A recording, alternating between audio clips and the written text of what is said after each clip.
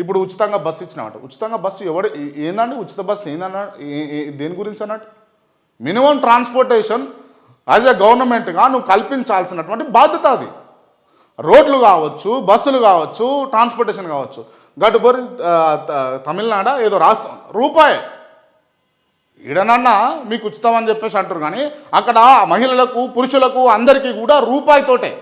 ఏడికి పోవాలన్నా ప్రభుత్వ బస్సులు ఎక్కితే, ప్రభుత్వకు సంబంధించినటువంటి వాహనాలు ఎక్కితే రూపాయి ఇస్తే సరిపోయాయి. నువ్వు ఏడికంటే అడిగి ఏడికంటే అడిగిరా. ఇది కనీస బాధ్యత.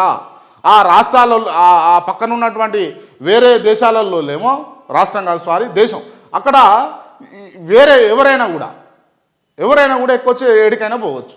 ఇటువంటి వ్యవస్థలు ఉన్నాయి. వాళ్ళేమో అప్పులు కావాలకు ఆర్టీసీ, ఈడనేమో ఆర్టీసీ అప్పుల్లో పోతుంది, ఆడనేమో వాళ్ళకి అప్పుల్లో పోవు. ఎందుకు పోదాయా అని అంటే వాళ్ళకు కమిషన్లు ఉండవు.